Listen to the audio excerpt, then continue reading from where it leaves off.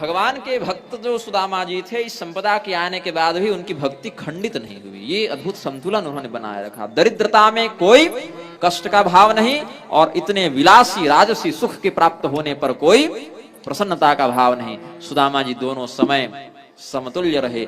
इतना बल्कि कह दें कि धन संपत्ति आने के बाद भक्ति की मात्रा इनकी बढ़ गई कि कहीं इसके चक्कर में नरक हम न चल जाएं, और सतर्कता पूर्वक व्यवहार करने लगे और अधिक विरक्त हो गए कि कहीं जैसे कोई व्यक्ति सड़क पर जा रहा है, गाड़ी चला रहा है, सीधी सड़क है, सामान्य गति से चल रहा है, लेकिन अगर सड़क पर बड़े बड़े गड्ढे हो तो बड़ी सावधानी से गाड़ी चलाता है।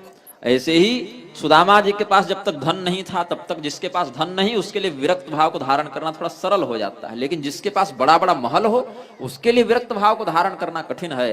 तो सुदामा जी और भी अधिक सतर्कता के साथ कि भगवान की दी धन संपदा के कारण मेरी भक्ति कमजोर न पड़ जाए, बड़ी सतर्कता के साथ और भी दृढ़ता से भगवान का स्मरण चिंतन ब्रह्मनिष्ठा का व्यवहार करने लगे और अंततः भगवान को ही प्राप्त कर गए।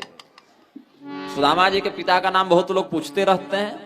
अब ऐसे प्रश्नों का कोई औचित्य तो होता नहीं, किसके बाप दादा परदादा श्रवण कुमार के माँ बाप और सुदामा जी के माँ बाप, इसके पीछे पूरी जनता पागल है।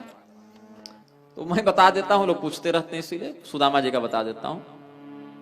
शांतनु और ज्ञानवती ऐसे नाम श्रवण कुमार के माता पिता के मिले हैं कहीं कहीं, कोई स्पष्ट प्रमाण तो नहीं मिला है लेकिन परंपरा में सुनने को मिला है। सुदामा जी का प्रमाण 4 मिला है मुझे।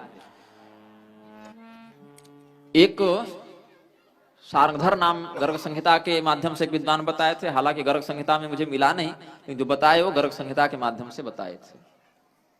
और धर्मशील ये नाम ब्रह्मवैवर्त पुराण के माध्यम से एक विद्वान बताए, लेकिन वो भी मुझे नहीं मिला है।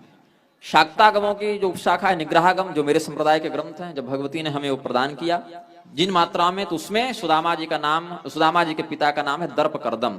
सुदामा समुद्रिक विप्रो दर्पकर्दम संभव शिरोमणि विरक्तानाम कृष्ण से दयित सखा। ये हमारे संप्रदाय के शाक्तागमों की शाखा निग्रहागमों के ग्रंथ कहते हैं।